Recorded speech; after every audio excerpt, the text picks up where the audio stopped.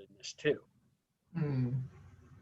Gotcha. So I think it was my class was a little too hot to handle for them because it dealt with some issues that they don't want to deal with. Everyone, this is Lonnie Glessner, Senior Loan Officer, and he will be talking about the Metro districts today. So I will be behind the scenes if you have any technical issues. Okay, so, well, Lonnie, for being here. Yeah, thank you very much for the opportunity, Deborah, and thank you everyone for joining us and stuff. Yeah, Metro districts are becoming a big thing up and down the Front Range. I'm learning about it. I've taught this class for a couple offices down in Colorado Springs. I'm hearing about it in the Fort Collins area. So I know the city of Fort Collins has put a moratorium on the approvals of any more Metro districts until they can figure stuff out, which I applaud them for doing that. And stuff, just because there's a lot of problems here, but let's get started. And the first thing, I want to say is, I'm not bashing developers and builders here, okay? I do believe they're doing everything legally, but just because something's legal doesn't mean it's good or right. I've always operated my business at a much higher level than just what is legal, and you probably do too. And so part of our problem is our elected leaders and regulators have been totally asleep at the wheel for the last, especially 10 to 15 years. And we need their help. Second, I just want you to know I'm a former accountant, and it was drilled into our heads in many accounting classes, especially auditing classes, that you just hate seeing anything done financially in the dark, outside of the light with no accountability. And this is what is happening with Metro districts. There is so much financially going on behind the scenes in the dark with no accountability and it's just shocking to me. I remember when I started reading these stories in the Denver Post, December of 19, my jaw kept hitting the floor because I couldn't believe the state was letting developers and builders do what they've been doing. Third, I don't like how developers and builders have used Metro districts sometimes to their advantage with no disclosure, especially when it comes to junior subordinate debt. What they're doing is legal, but I don't think it's right or good. And then finally, I'm very frustrated with how secretly the Metro District Board elections are allowed to be held.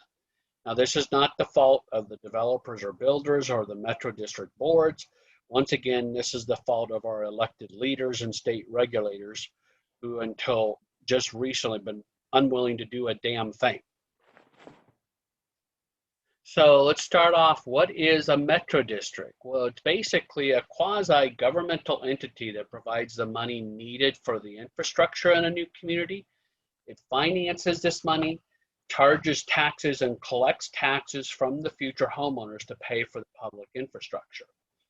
And in the past, going back decades, developers would just charge higher prices for their homes to repay themselves for the infrastructure costs. Infrastructure like streets, sidewalks, water, sewer, phone, cable, internet, all that. The developers used to just charge higher prices for their homes and for their lots. Well, that changed when Metro districts came into being. Instead, now the future homeowners pay higher property taxes, typically for 20 to 40 years and sometimes longer. Supposedly, the idea was this was to keep home prices lower, but unfortunately, monthly payments on those homes have risen substantially because of the tax bills. And my concern for my clients and for your clients, if we were to work together, is can our clients afford their home in the next few years when the property taxes on new homes really start to rise? And why do we have Metro districts? Well, according to Bruce Rao, Oakwood Homes president of land acquisition, he told the Denver Post this: almost every home that is sold in the Metro Denver area that's new construction falls within a Metro district. Why? Well, he blames it on Tabor, because he said it's become impossible for a local city or county to ask current voters to pay for a tax increase to fund a new development or community or neighborhood. Instead, the rallying cry has been growth should pay for itself. And how many times do we hear that basically every election cycle in our state? The thing is that Bruce is conveniently forgetting is that developers used to pay those and just charge more for their lots and thus for the homes when they were building them. And so that's what Bruce is conveniently forgetting here. And this all started December 5th when David Magoa at the Denver Post started writing about this. This appeared, I think, for 8 to 10 straight weeks in either the Saturday or Sunday Denver Post, of where it was front page cover story nearly every weekend for 8 to 10 weeks. I mean, I must applaud the Denver Post because they had to have spent hundreds of thousands of dollars, maybe millions, doing this investigative reporting that David led. And so we're going to cover some of what they wrote and said.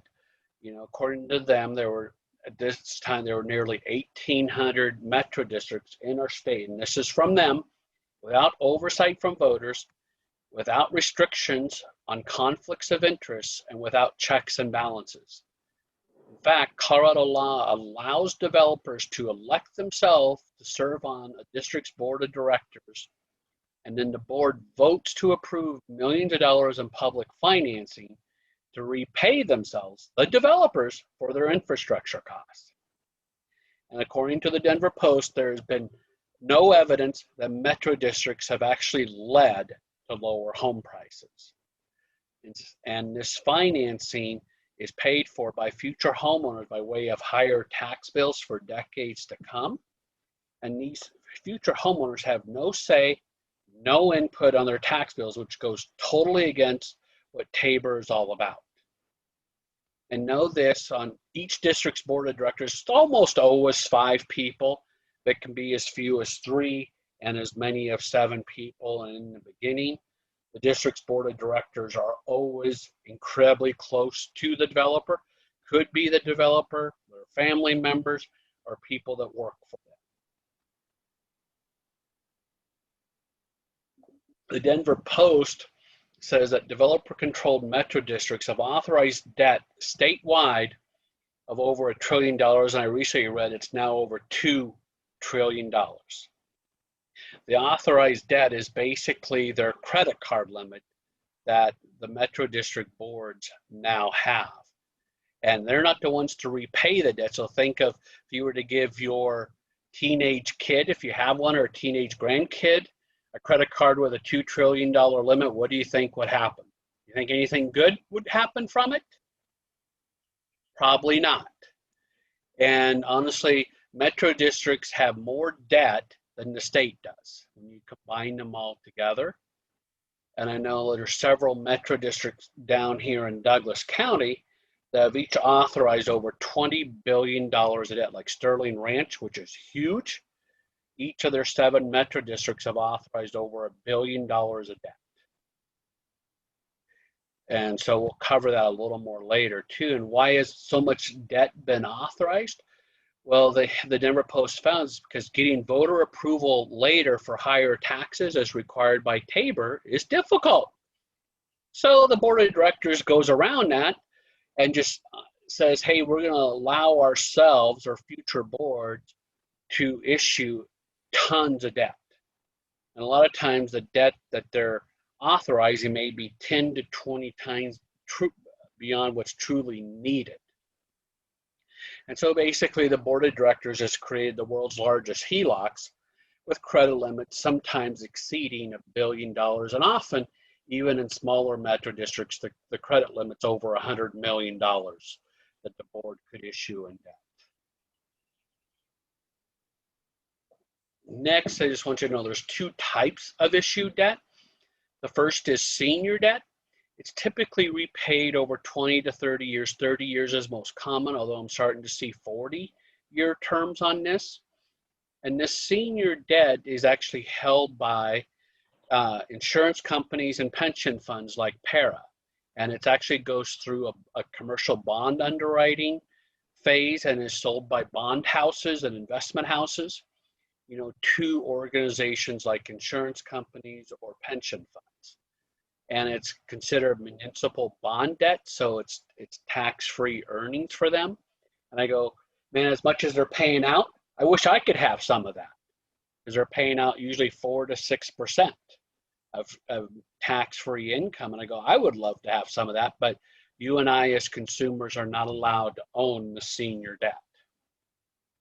And so that is who owns the senior debt, is typically pension funds like para and insurance companies. The next type of debt is junior debt, and think of it like sort of a home equity loan or line of credit. And here the junior debt is almost always held by the developer or home builder and people close to them. Usually the junior debt has a term of 20 to 30 years. The interest rates often are a minimum of 8 to 9%, and I've seen as high as 12%. And they're called cash flow bonds, but not for really the reason you're going to be thinking. They're cash flow bonds because no cash actually flows out of them until that debt has matured in 20 or 30 years. So the debt accumulates a massive amount of interest and unpaid debt to be repaid later by the homeowners at that time. And the junior bondholders, the Denver Post discovered, have very little risk of where they like to tell people that their debt is going to be forgiven. But the Denver Post discovered in nearly every case, there's a one-sentence clause buried deep within hundreds of pages of bond paperwork that requires a metro district to refinance the debt before the debt can be forgiven. That means the junior bondholders get paid. Come on, and if you think reading a deed of trust is boring to read, go read hundreds of pages of bond paperwork. It's far worse. I've looked at some of them going, oh my God, I got to be drinking a lot of coffee the whole time to try to stay awake. Okay. So let's say the debt issued by these bonds will be forgiven in, quote, 30 years. But in year 29, the junior bondholders demand that their debt be refinanced and they be made whole by the district's homeowners. So let's say it started out with $10 million in debt. At a interest rate of 10%, in 30 years, that debt is now $175 million. And now the homeowners' tax bills are going to increase. So let's just say there was, it's a big metro district, 5,000 homeowners in there, okay? And let's say they refinance that debt of $175 million, just the interest-only payments, as I show there, or $1,750 a year. If they started paying principal on it, it's going to be about $2,500 a year and extra taxes on each and every homeowner. But let's say something unique happens and the bond market shut down. Say something like a global pandemic happens, like we saw last year. If those bondholders had demanded repayment in full last year about this time when the bond market was not functioning, those homeowners would have had a tax bill of about $35,000 last year. And how many of your homeowners, of your clients, you think can afford a tax bill of $35,000 in 1 year? This is why I think the next housing crash, if and when it ever happens in Colorado, will happen because of these metro districts and their junior bond debt. That is what's going to cause the next housing crash, I believe. And it's really hard to find out who holds the junior debt. Sometimes you'll find it in the bond document, and sometimes it's hidden even in there. You can't find it. And you actually have to call the Metro District Board's attorney's office to find out who owns debt. And let me just tell you, from what I've heard, they don't like to give up that information because they do not want the public to know that the developer or home builder owns that debt and stuff. We're going to look at some examples of this here. We're going to look at some examples that the Denver Post found. One is Big Dry Creek Metro up in Adams County. This district issued $1.8 million of bonds at a 9% interest rate, and no payments are required for 20 years. Thus, in 20 years, this debt will then total $10 million, and if it can even go another 8 years and be $22 million. So the Denver Post went and started digging and asked, okay, who owns these lucrative bonds? It was Lennar Homes, the builder of the subdivision. And who approved these bonds? Well, 2 of the 5 board members work for Lennar and 2 more work for the developer. Interesting. So in essence, here in Big Dry Creek, Lennar is making money twice on the homeowners. They're making money when they sell the homes and going to make as much or more money in 20 to 28 years when this debt comes due. And how many of those homeowners do you think know this? Probably none of them before this story. Another example the Denver Post found was Amber Creek Metro District in Thornton, where once again Lennar is the holder of $1.7 million in junior bonds at a rate of nearly 11%. And they said this debt will grow to nearly $26 million in 30 years that the homeowners in Amber Creek will have to repay at that time. And so their tax bills will soar. And do you think those homeowners are going to be happy knowing that they're now repaying Lennar Homes debt from when their homes were built 30 years previous? There's going to be some, and should be, a lot of pissed off people when this happens. Another example, we're up in Johnstown of Thompson River Ranch and Thompson Crossing.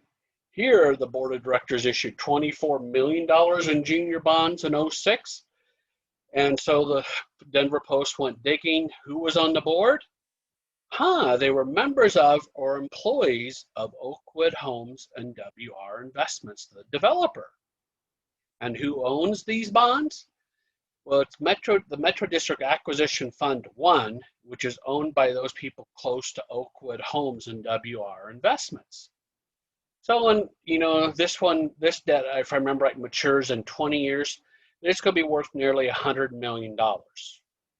That Oakwood Homes and WR Investments and people close to them are going to get paid by the homeowners in here in 5 more years. Do you think that's going to cause a problem in these subdivisions when it comes to home values, and can people pay the taxes? Here was a chart that the Denver Post did from Johnstown, and they did this as of 2019, just to show how property taxes vary in subdivisions without a Metro District or HOA dues. The property taxes were about $2,900. With HOA dues included, about $4,000 a year. And then with a Metro District, they were about $5,100. So they're about 40% higher, or about an extra $200 a month for our clients. And with where interest rates are at now, $200 a month is nearly $50,000 of home buying power that those property taxes are costing our clients. One of the most successful Metro Districts has been Highlands Ranch, of where their goal is to have all their debt paid off by the end of this year. And I want you to look at their mill of it. It used to be, I guess, 25.5 more than 20 years ago, the Denver Post said. It's currently 11.2. And I want you to write down this number on a notepad, post-it note, whatever. So I want you to remember this number, 11.2. Okay? Next, another Metro District that's been around for over 30 years is the Meadows down in Castle Rock. And this Metro District just owes a staggering amount of debt, over $118 million, and they still are not paying down. They're not reducing the principal balance on their debt. It's still growing. Even though the Meadows has some of the higher property taxes in Castle Rock, the taxes still aren't enough to pay the principal on the debt.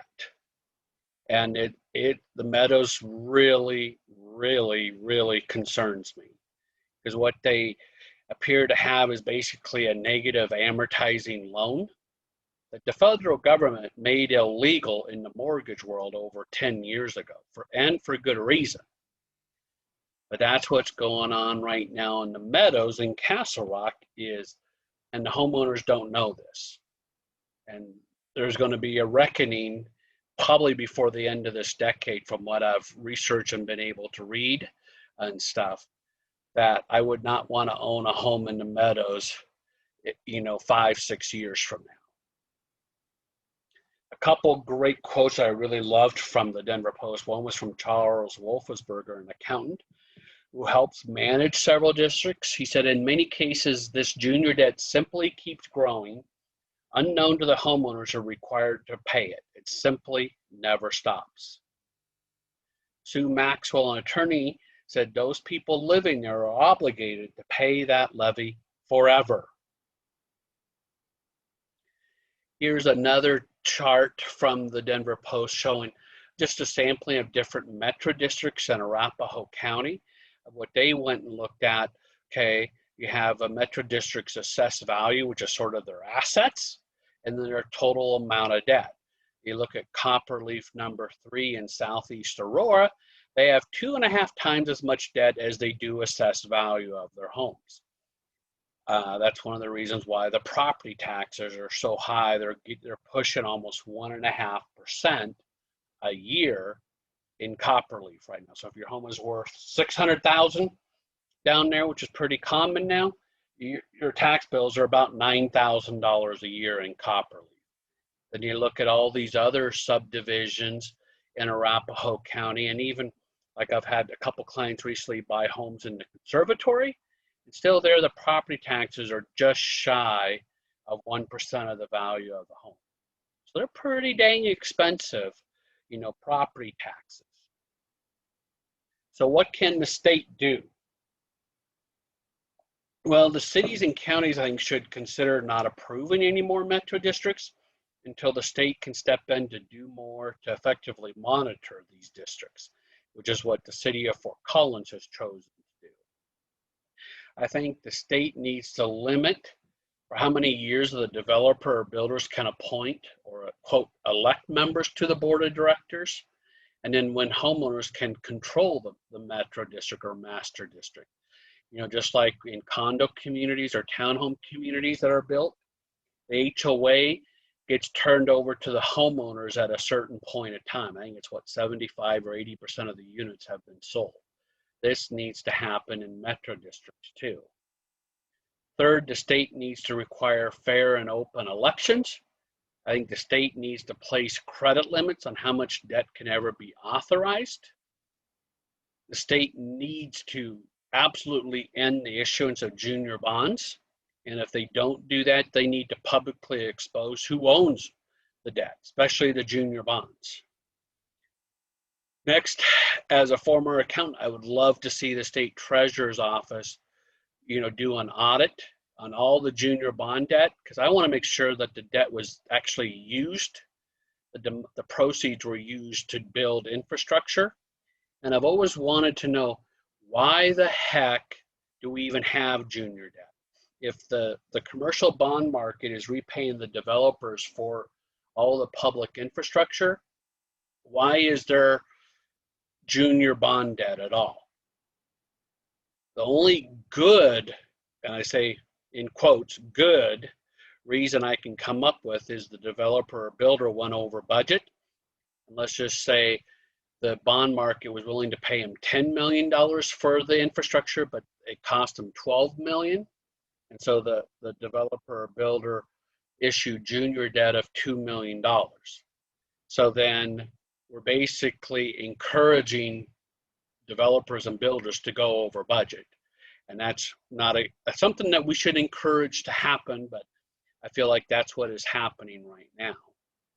And maybe the state needs to consider even capping the interest rate paid on even the senior debt to a margin added to like the 30-year treasury bond at the time. Because these debts, even new ones being issued right now, still have rates in the 4s. And you would think with it being tax-free, okay, should be less than what a mortgage rate is, to me anyway. To me, these rates should be in the 2s right now and not in the 4s on new debt being issued. What should builders do? I think the builders should be forced to disclose their Metro District tax rates since they control the board of directors. And they should also disclose the rest of the property tax bill the new homeowners will be required to pay. They should disclose for how long this debt will be paid, and will the new homeowners' property tax bills increase in future years because of higher mill levies.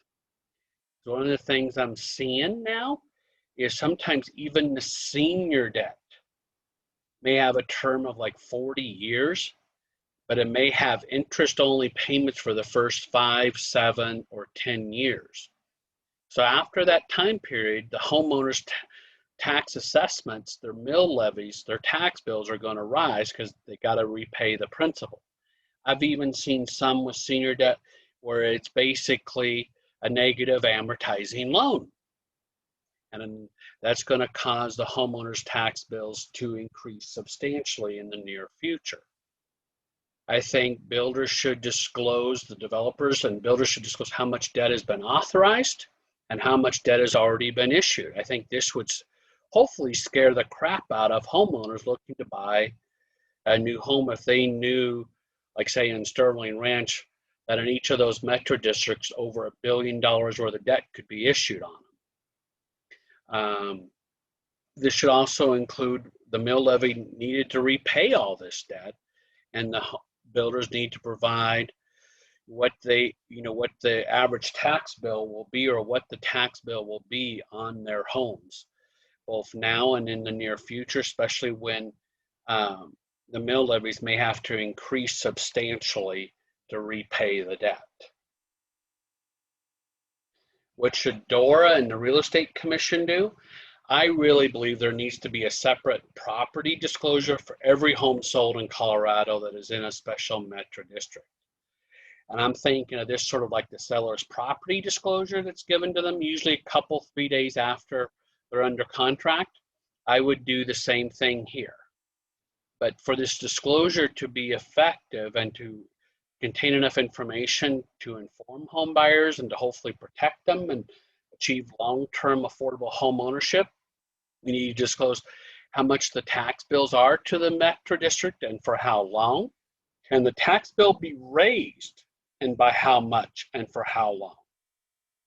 Should disclose how much debt has been authorized by the metro district and how much the metro district currently owes and have it updated every year. And it should disclose also what would happen to a homeowner's tax bills while the authorized debt is issued. Fourth, it should disclose if the metro district allows for junior bondholders, who those bondholders are, how much is owed to them in terms of repayment, because I believe the greatest danger lies with the junior bonds. And I personally would never, ever buy a home in a metro district with junior bondholders.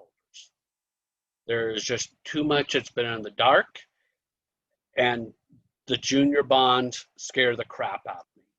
So I personally would never buy a home in a metro district with junior bonds or junior debt. Now the state, the Real Estate Commission started seeing that there was, quote, maybe a problem, and paragraph 8.4 was added in January of 2019 about special taxing districts in this big, bold, black capitalized print.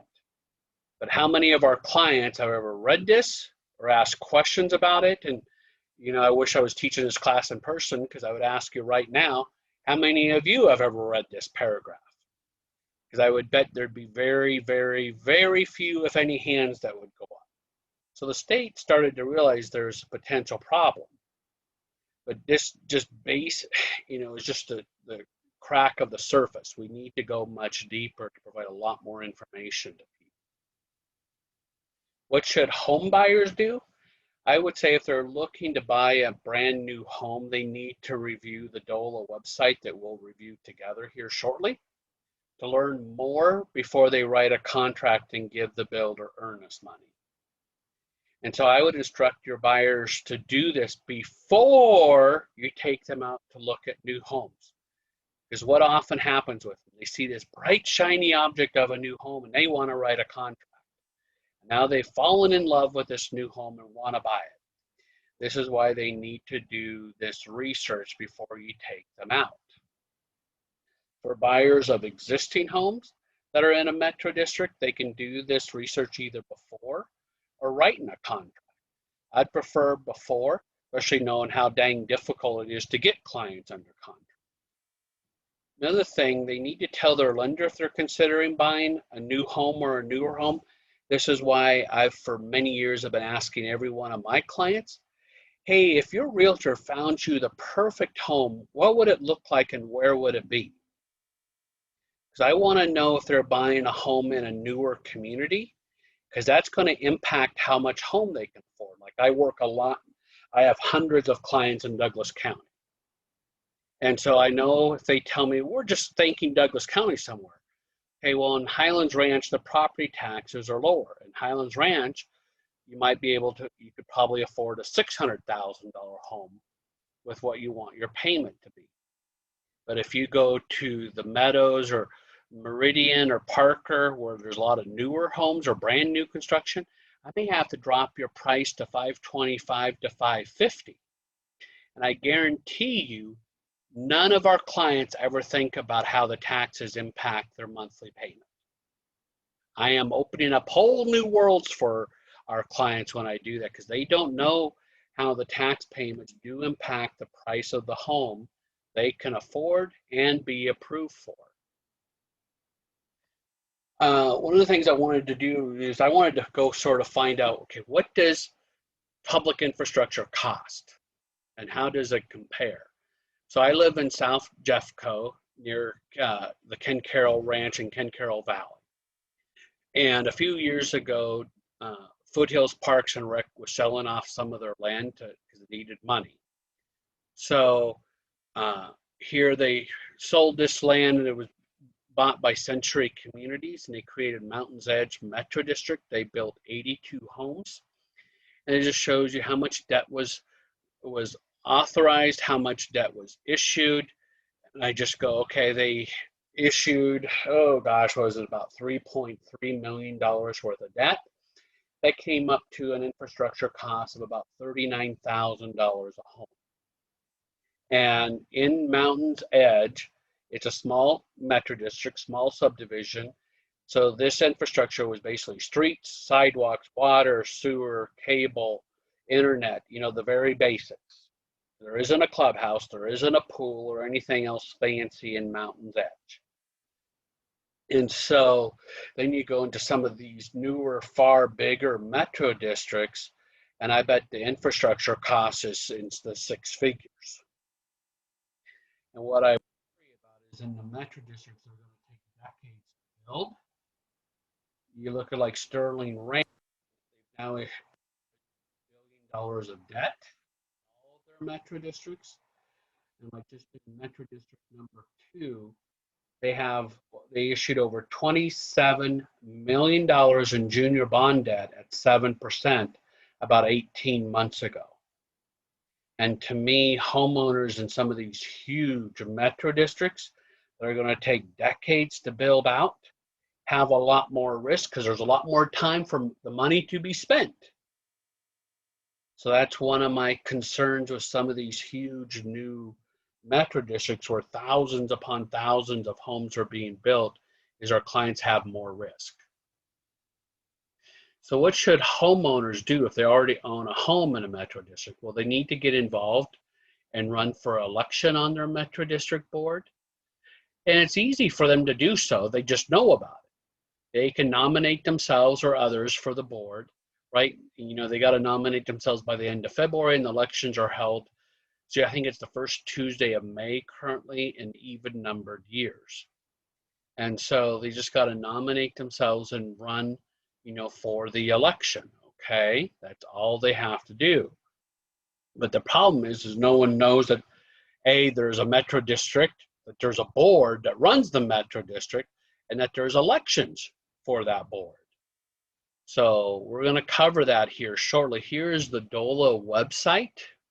And this is where I go to find all my information on every metro district in Colorado. And later today, I'll send a copy of my slideshow here to Deborah that she can forward on to each of you. But we're going to dive deep into here and stuff, okay? So what I went and did, I just clicked on the letter A, and I just chose a metro district totally randomly. I ended up chose Anthology West Metro District number 2. And if you click View Filings, it will take you to another page here. And this is where it takes me. It takes me to this page of different tabs. It tells me here this metro district was formed back in 1985. This is the name and the address of the law firm that oversees Anthology West. Then we're going to go through each of these tabs. I really focus on the budget tab, the finance tab, and then the service plan tab. Here under the budget tab, I'm going to show you some of the things that I saw. First was levy for general operating expenses. That mill levy is 10.172 mils. Their debt service obligation levy is 22 and change in mils. Contractual obligations is another 15 mils. Don't know what the contractual obligation expenses are, honestly, but you can see here the total mill levy for this metro district is about 48 mils. Now, do you remember what homeowners are paying in Highlands Ranch? Did you write down that number? That mill levy is 11.2 currently. And what I want you to do and ask yourself this, when I disclose to you, are the homeowners in Anthology West are paying 4 times as much in property taxes? Are they getting 4 times as much benefit or services out of their metro district? And so I want you to be thinking about that. The next tab is the finance tab. And what I like to do is you'll click over here under the search icon. I'll go and show you the notice of issuance of GO debt. That's the general obligation or senior debt. Sometimes I'll go in and look at the audited financial statements too, which are always a lot of fun. Here's the debt that was issued and stuff. Here was for back earlier, this metro district was known as Cherry Creek South, and they issued $1.85 million of debt at a 4% rate in 2014. And it matures in 2043, so it's got a 30-year term. So I can figure out on my mortgage payment calculator or go online and do it and go, okay, this is what the annual payment is going to be to pay off this debt that has to be in the taxes. Next, I just started digging into notes to the financial statements. I found these from 2015 about how much debt had been authorized. There was $118 million of debt as of the end of 15 had been authorized for this metro district. The next tab I want to look at is the director tab in this case. And so it will tell us who each of the members of the board are and their directors, and whether or not they were elected or appointed. So when I first saw this, I saw all 5 of these gentlemen were elected. I thought, okay, great. So what I thought I would go do is go, okay, I'm going to use, Google. So I Googled each of these 5 gentlemen, and I discovered that Brock sits on 4 of the boards with Anthology West, and he's president and CEO of Shuck Communities. Joseph sits on 4 of the boards, and he's with Land and Districts, LLC. Jerry sits on 4 of the boards, and he's the EVP, Executive Vice President of Raintree Investment. Curtis sits on 4 of the boards, and he's the principal of JR Engineering. And Kurt sits on 2 of the 5 boards, and he's with Trevi Commercial Real Estate. So, what do these 5 men all have in common? They're all heavily involved and invested in real estate development. This is what they do. This is their job. This is their career. This is their livelihood. And I thought that was interesting that these men are all so heavily invested in real estate. And it made me wonder, are any of these men really homeowners? Now they have to own a sliver of land. It's usually about 50 to 100 square feet that they have to own. And then I asked, how much do you want to bet that these 5 men were really elected by the homeowners? Well, we're going to find out. Here we're going to go to the elections tab. And we'll see here from when I created this class in early 2020, before the 2020 elections happened, the last 4 elections, it tells me notice and resolution canceling election. So why do elections get canceled in Colorado? I had to go look this up. They get canceled because they are the board, the directors were running unopposed. So there was no one running against them. So for the last 4 elections, the elections got canceled. So it made me go, okay, are they really elected or were they appointed? What do you think? I think they were all appointed by the developer and builders in there, okay?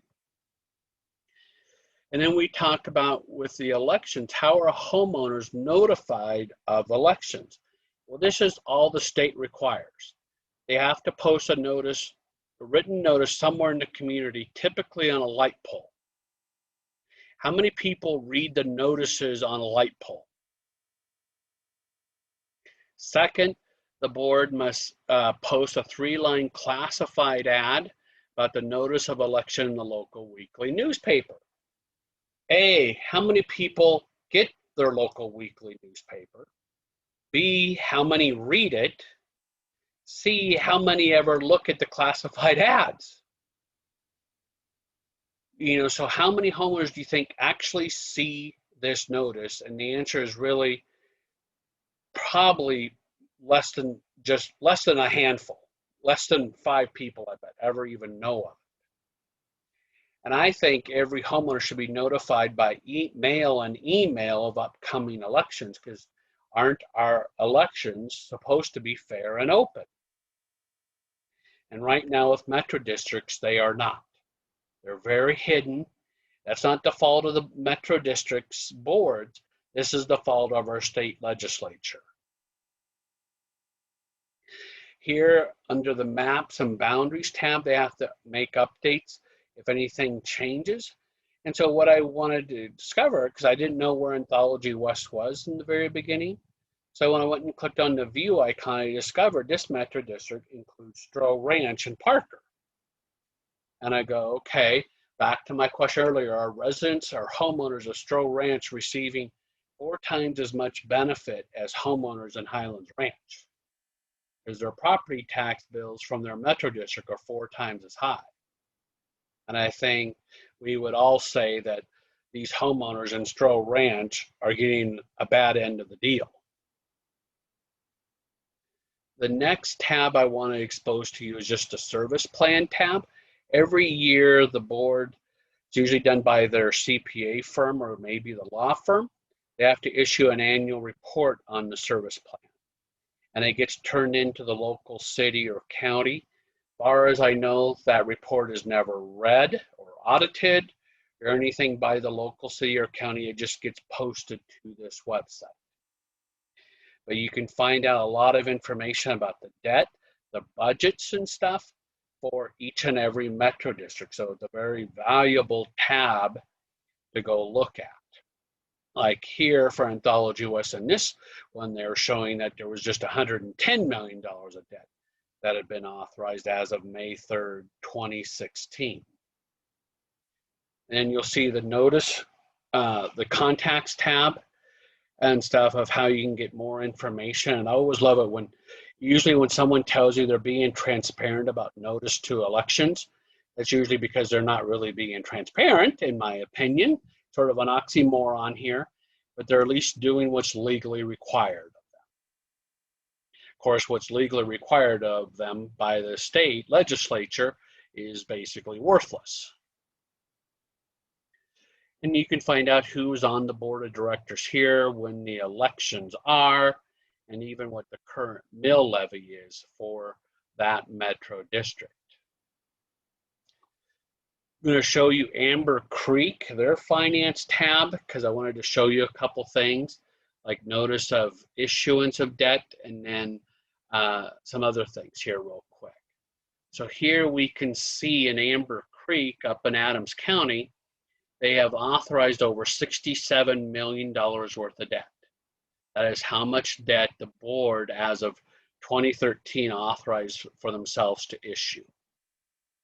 Then in 2017, this is the amount of debt they did issue. So they issued 3 classes of debt, A, B, and C. The senior debt of a little over $15 million had a rate of a little over 5%. This is the senior debt, the muni bond debt. It's probably held by like Para or an insurance company. Then they issued 2 classes of junior bonds. Series B was a little over $2 million at a rate of 7.75%, and Series C of 1.75 million at a rate of over 10.5%. And so you can just see how much debt has actually been issued that these homeowners in Amber Creek will have to repay. And so, I just want to end with this is, would you buy a home in this metro district? And A. B, should your clients? C, should your clients at least have the needed info to make a wise decision?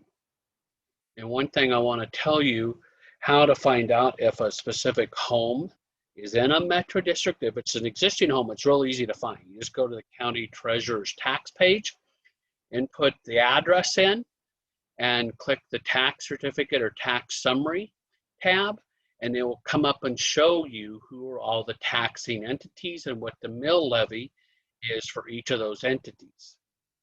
Typically, it will say Metro District or Special District. It may be abbreviated to MD or SD for Special District. Typically, the Metro Districts either have the highest taxes or the second highest taxes, back and forth between the school districts. And so I just want my clients to have more information. And that's why I've been teaching this class, is I want my clients to be successful homeowners long term. So I am done for now, and I'll take questions. Deborah, what do we have in the chat box? Hi, Lonnie. Let's see. We have got, how are the rates on the junior liens determined? 7% to 10% rate on junior liens that have been originated in the past 10 years seems very high. Yeah, it's because it's basically decided by the holders of the debt, the developer or builder, typically. And they just go, okay, hey, I want to be repaid this amount of money in 20 or 30 years. So that's, I think, how they come up with the interest rate. Okay, and then next we have you talked about the junior debt being risky and scary. Is senior debt somehow better for homeowners? And can you elaborate? Yes, at least it's public knowledge, and it's sold through the commercial bond market. So it actually goes through what's called underwriting and stuff before it gets sold because the bond underwriting is how it gets approved and then sold by an investment house or bond house. So the senior debt, I totally get and understand, and I'm okay with, although I don't like what I'm seeing in some of the trends in new metro districts, of where the initially the only payments being made to the bond holders is maybe interest only, and sometimes not even that much. So that concerns me with some of the senior debt. And then how can you use the budget or finance tab to see if it is a junior or senior debt? And sometimes they'll disclose that in the budget. I like to go look at the debt obligation fund budget, because if I know, like, say, what the debt level is and what the terms are, like we saw like in Amber Creek and some other ones where, okay, there was $15 million of debt issued at over 5% with a 30-year term. I can use my mortgage calculator, to come up with what the monthly or annual payment's going to be. And let's just say that annual payment is $1 million. But I look at their budget and they're only spending $800,000 or budgeting $800,000 to go towards that. Then I know they're only making an interest-only payment or a smaller payment. So that tells me to repay the debt in full in the future, the mill levies and the taxes will have to increase.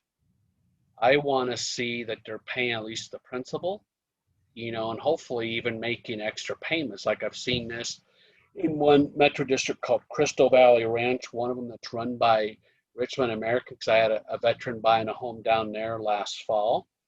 And I really liked what I saw in that metro district of where the actual debt payment was like $500,000 a year, but in the budget they were budgeting like $650 to be paid. So that tells me that they were making basically extra principal payments to pay off the debt, which is a good thing. Okay, and then is there a difference between special taxing and a metro taxing district?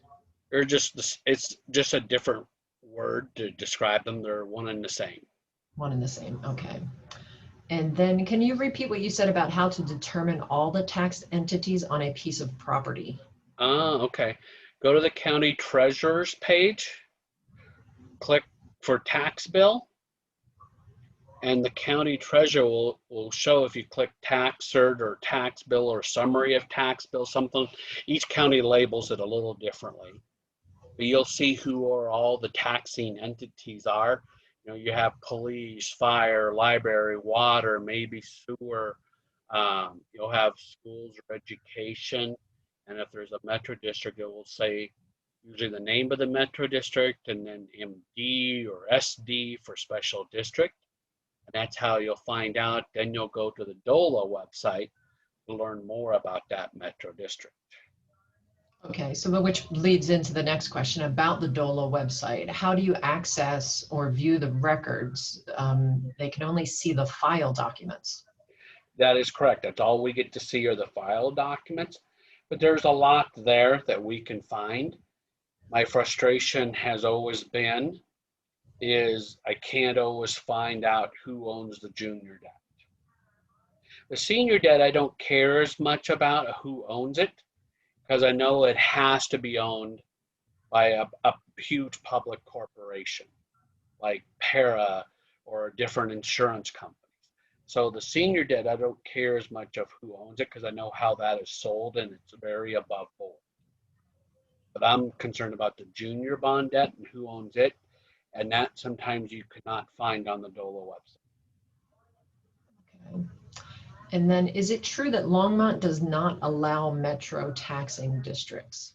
I have heard that is the case. How would we verify that? Or are you verifying? Yeah, I don't know. I would go and start looking at property tax certificates or calling the city of Longmont and just ask them about it. Okay. And then what website is where you look up the details on metro districts by name? Yeah, it's that DOLA website that I showed you here during the class. Okay, and maybe, you know what, maybe we can do a follow-up email, Lonnie, with that, because we've had many people asking if we can share the recording as well as the slides. Oh yeah, you definitely can, and I'll share the slides and stuff, and then they can, definitely, save the DOLA website to your, to one of your favorite pages on your browser, like I do, so you can go find it easily and go do a little research. And at least be able to share it with your clients to say, hey, I just, recently attended this class on metro districts. I've learned, wow, there's a lot of research we need to do before you potentially buy a new home. Because some of these metro districts now have mill levies of well over 100, of where the property taxes in total are 1.5% of the property value. And there's some of these, I'm seeing some new smaller ones, I bet they're going to be 2%.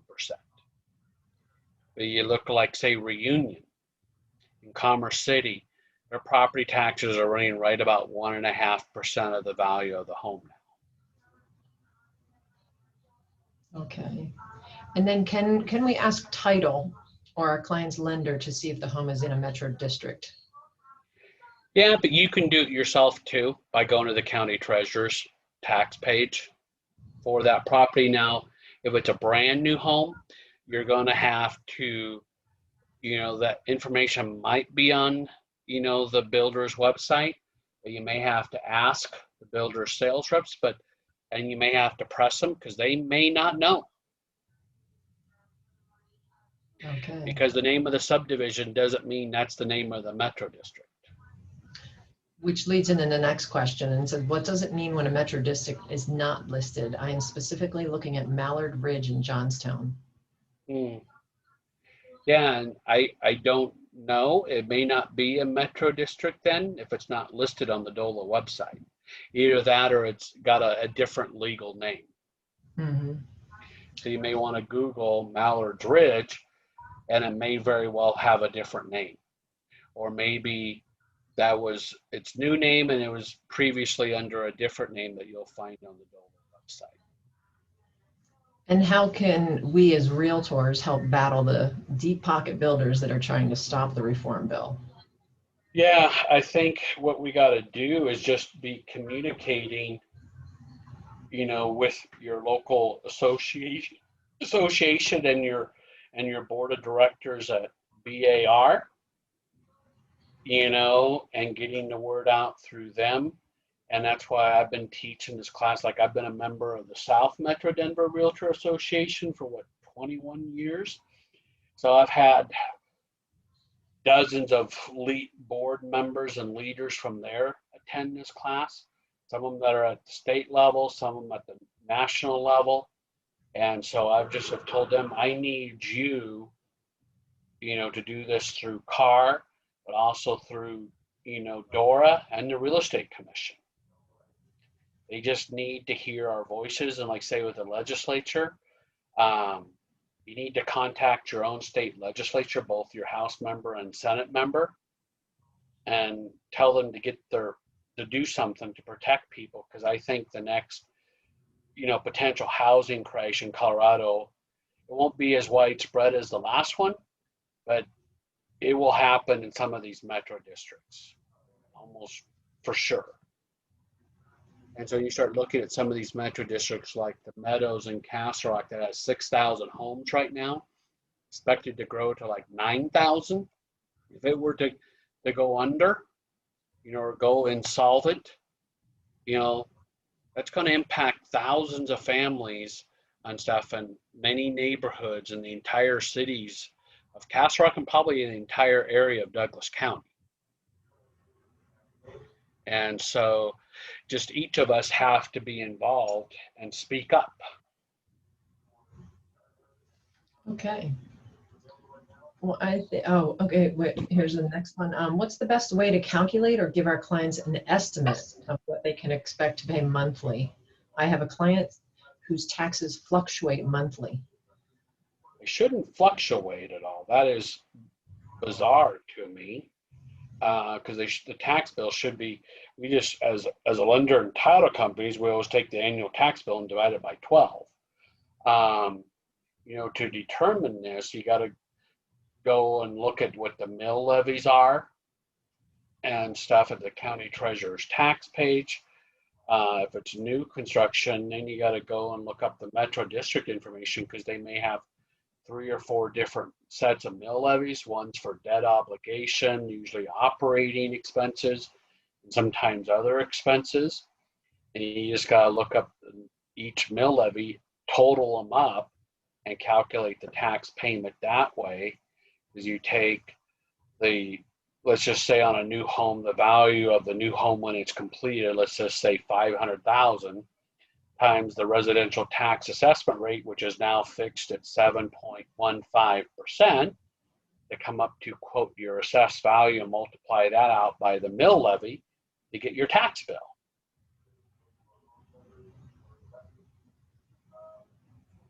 And that's something like your closer at every title company, they're always wizards at doing that too. Okay. Well, that looks like that's a calculation they can do in their sleep because they've done it thousands of times. Well, that's all the questions that we have in chat.